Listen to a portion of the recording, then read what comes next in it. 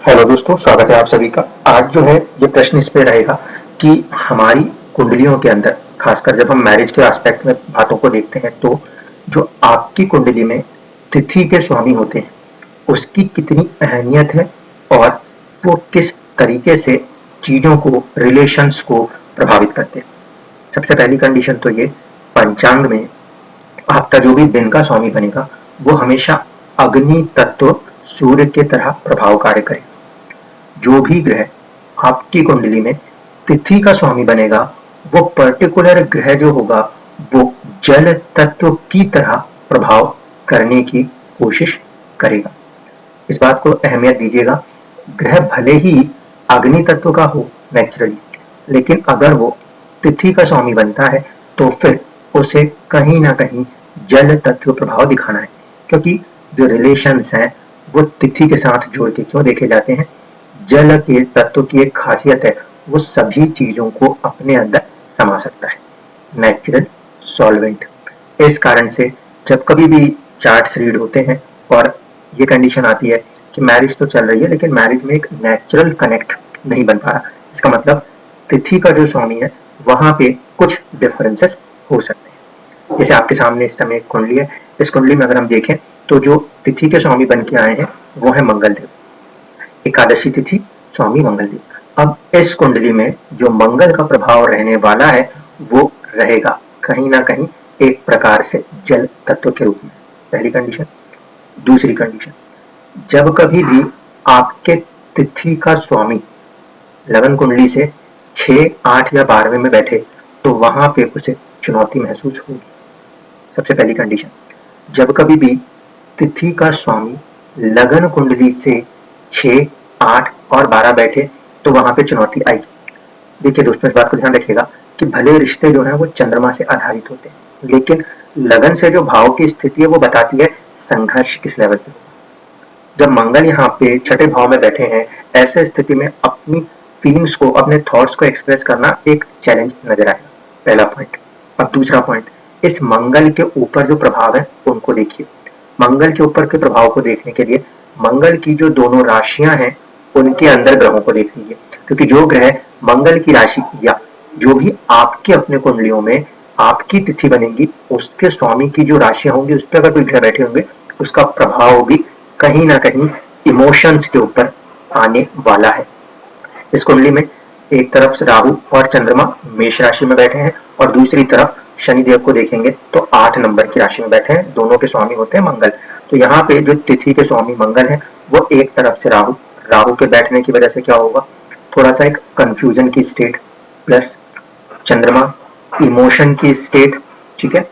तीसरी कंडीशन, शनि जब आता है तो थोड़ा सा एक निरस्ता का भाव लेके कह सकते हैं, या फिर बहुत ज्यादा काम काज, क्योंकि शनि को हम कर्म से जोड़ते हैं। ऐसी स्थिति में मैरिज रिलेशंस के अंदर थोड़ा सा एक तो हेजी थॉट्स राहु की वजह से, दूसरा चंद्रमा की वजह से इमोशनल चीजें, तीसरा काम का प्रेशर, ये तीनों चीजें मिक्स होकर कहीं ना कहीं उस अपने मंगल को प्रभावित करेंगी। यानी कि तिथि का स्वामी आगे बढ़ के जब कनेक्ट भी करना चाहेगा तो कभी कोई परिस्थितियां काम के रूप में आएंगी, कभी अपने खुद के कोई ख्याल राहु के रूप में आएंगे, कभी कभी अपने ही मन चंद्रमा की भावनाओं के कारण देखने को मिल सकती है। तो ये कंडीशन होती है सबसे पहले कि हमने एक चार्ट में तिथि के स्वामी को देखा। अब अगर हम दूसरे चार्ट की तरफ चलने की कोशिश करें तो वहां पे हमें नजर आता है कि जो प्रभाव है वो किस तरीके से दूसरे पार्टनर के साथ जुड़ रहा है। ये दूसरा चार्ट है दोस्तों। इस चार्ट में जो तिथि का स्वामित्व है वो मिला है शुक्र। अब इस कुंडली में शुक्र जो है वो अष्टम में आके बैठे हुए हैं। शुक्र का अष्टम में आके बैठना तो इतना बुरा नहीं है, लेकिन यहाँ पे शुक्र नीच राशिस्थ अवस्था में। अब देखिए, शुक्र जो है वो कहीं ना कहीं नेचुरल वाटर एलिमेंट को रिप्रेजेंट करते हैं। उनका तिथि का स्वामी बन जाने का अर्थ होगा कि इमोशंस की जो वैल्यू है वो थोड़ी सी ज्यादा होगी। जिस भी कुंडली में, ध्यान रखिएगा दोस्तों, जिस भी कुंडली में चंद्रमा या शुक्र तिथि के स्वामी बनेंगे, क्योंकि ये नेचुरल वाटर एलिमेंट के प्लैनेट्स माने जाते हैं, इसलिए ऐसे लोग थोड़े से ज्यादा इमोशनल कनेक्ट वाले लोग होते हैं। ये थोड़े से ज्यादा इमोशनल कनेक्ट ढूंढने की कोशिश करते हैं। मंगल, गुरु और सूर्य, ये जो है ये ज्यादातर अग्नि तत्व है, इसमें से आप गुरु को माइनस कर सकते हैं जिसे हम आकाश तत्व के लिए लेते हैं। इसलिए मंगल और सूर्य जब भी तिथि के स्वामी बनेंगे तो अपना एक जो अपना एस्पेक्ट है फायर का उसको लेकर चल रहे हैं, तो वो 50% हो पाते हैं। लेकिन जल तत्वीय ग्रह जो है वो जब कभी भी बनेंगे तिथि के स्वामी तो वो ज्यादा इमोशनल कर देंगे। तो यहाँ पे शुक्र जल तत्व का ग्रह है, थोड़ा ज्यादा इमोशनल करेगा, पॉइंट नंबर 1। दूसरी चीज, अष्टम भाव में बैठने की वजह से क्या होगा कि बहुत सी ऐसी चीजें हैं जो कि सामने ही नहीं आ पा रही हो या फिर अड़चने महसूस कर रहे हो, क्योंकि अष्टम जो है वो चीजों को डिले दिखाने लगता है, अष्टम जो है वो रहस्य दिखाने लगता है। ऐसी कंडीशन में व्यक्ति अपने आप को जल्दी एक्सप्रेस नहीं कर पाता 8th हाउस की वजह से। दूसरी बात है, यहाँ पे शुक्र जो है वो नीच राशिस्थ प्रभाव में आ रहे हैं। नीच राशिस्थ प्रभाव का मतलब ये हुआ कि जो सराउंडिंग सिचुएशन होगी वहां पे वो ग्रह अपने आप को बहुत अच्छे से एक्सप्रेस नहीं कर पा रहा, क्योंकि नीच राशि अवस्था क्या है दोस्तों, ऐसी स्थिति में ग्रह जाके बैठा है जहां उसको चारों तरफ पे कोई ना कोई चुनौती फील हो रही हो।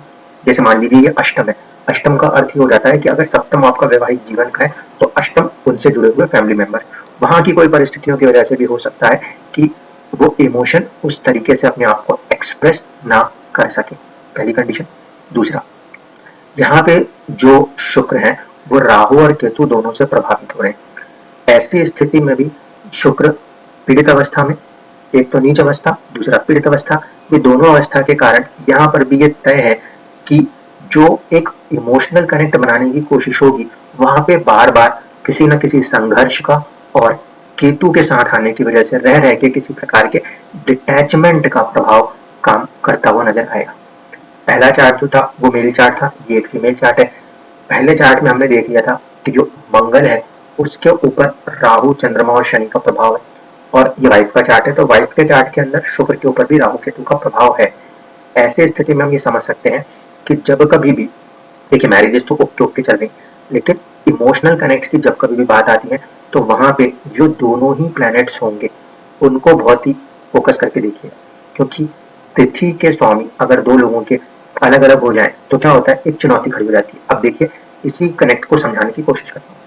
शुक्र अगर तिथि का स्वामी बन रहा है तो ऐसे स्थिति में दूसरे व्यक्ति का तिथि का स्वामी बना है मंगल। अगर हम मंगल की राशि से देखें, अगर हम मंगल की राशि से देखें तब शुक्र जो है वो सप्तम और द्वितीय होता है, तो मंगल वाले व्यक्ति को कोई प्रॉब्लम नहीं आएगी। कहाँ पे, इमोशनल कनेक्ट वाले पोजीशन में।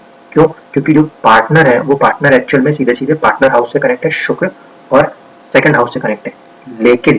लेकिन शुक्र वालों को बहुत ज्यादा प्रॉब्लम आ जाएगी मंगल से कनेक्ट होने में, क्योंकि शुक्र जब लगन बनाएगा उस स्थिति में कहीं ना कहीं जो मंगल का मूल त्रिकोण है वो चला जाता है कहाँ पर, 12th हाउस में, वृषभ के एस्पेक्ट से।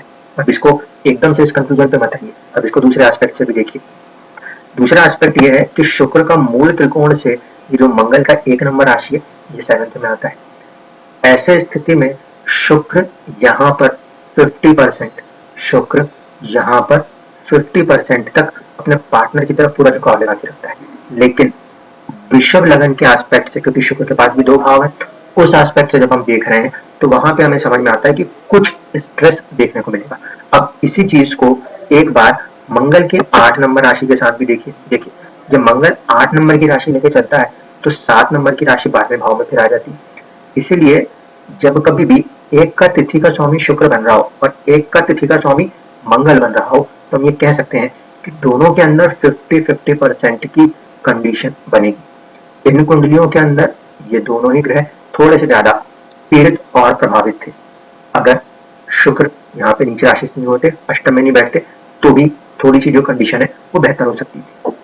मंगल अगर वहां पे 6ठे भाव में नहीं बैठते और उनकी राशियों में कोई ऐसे पृथकतावादी ग्रह नहीं बैठते तो भी सिचुएशन थोड़ी सी बेहतर हो सकती थी। उसके बावजूद भी अगर आपको राशियों के अंदर मंगल और शुक्र, यहाँ पे हमने 2 ग्रहों को धारण में लिया है, लेकिन राशियों में कोई ग्रह नहीं भी मिल रहा, तब भी हमें ये पता रहेगा कि यहाँ पे जब कनेक्ट बनेगा वो 50-50% का ही बनेगा, क्योंकि मंगल और शुक्र की राशियों में कहीं ना कहीं हमेशा वो एक दूसरे के समसप्तक होकर सपोर्ट करते हैं, लेकिन एक राशि प्रभाव 12th हाउस में जरूर काम करती है, इसीलिए स्ट्रेसेस भी लाइफ का पार्ट बने रहते हैं।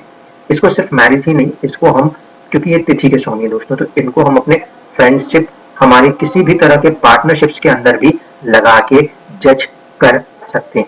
धन्यवाद।